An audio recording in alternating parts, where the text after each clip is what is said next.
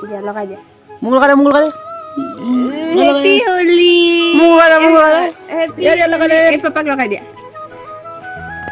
লগাই দিয়া এই পাপাক লগাই দিয়া হেপি হোলি কৈ দিয়া লগাই দিয়া পাপাক গাত লগাই দে হেপি হোলি আইতাক লগাই দে আইতাক লগাই দে আইতাক লগাই দে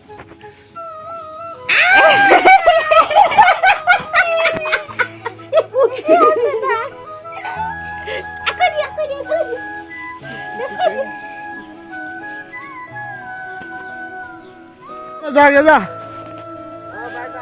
তা হিমাংকৰ বাপেৰে গম পালে থাকি আছো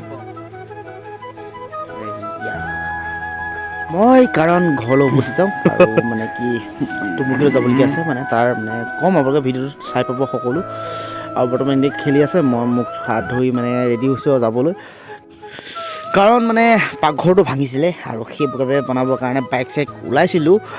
আৰু এয়া ওলাওঁতে ধুনীয়াকৈ মোৰ ওচৰত ৰেডি কৰিব যাওঁতে আকৌ এইফালে আহি পাই গ'লে আমাৰ মহিলাগৰাকী গা পা মুখ ধুইছিলোঁহে কিন্তু তথাপিও মানে সকল আহি গ'ল কিন্তু উপায় নাই আজি ৰঙৰ ফাকুৱা সকলোৱে নঘহিনো কাকনো ঘঁহিব সেইকাৰণে আৰু দি দিওঁ আৰু ঘঁহিবলৈ আৰু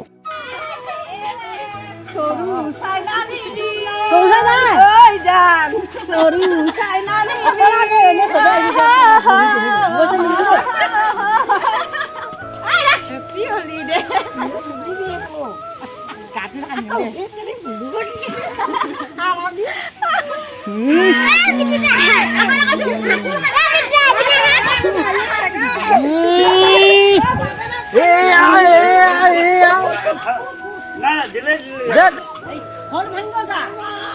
হেপী হোলি কোৱা চবে হেপী হোলি থৈ দিয়ে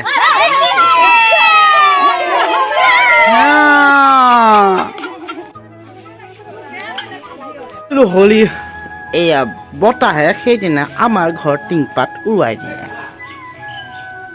চাওক কেনেকৈ ভাঙি গ'ল সূতা চূতা পূৰা ভাঙি গৈছে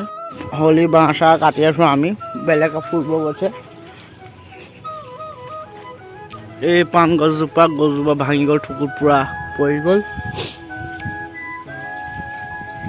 আৰু বহুত কষ্ট কৰিলোঁ গা চা বিষ হৈ গ'ল সেইবাবে ভাবিছোঁ আজি ছাগলী মাংস অকণমান লৈ যাওঁ তাকে ধুনীয়াকৈ গাড়ী ল'লোঁ লৈ পেলাই ষ্টাৰ্ট দিওঁ বলক ভিডিঅ'টো এয়া বৰ্তমান ধুনীয়াকৈ মাংস চাংস জুইত বনাব ধৰিছে আৰু লাইক কমেণ্ট শ্বেয়াৰ কৰি দিব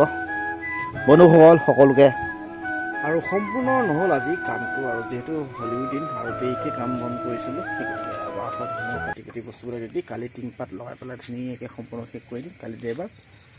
আৰু সেয়াই আৰু কষ্ট কৰিছোঁ গা চা পূৰা বিষ হ'ল আৰু ভিডিঅ'টো পৰিসমাপ্তি কৰিবলৈ আছোঁ ধন্যবাদ আৰু সকলোকে হেপী হোলী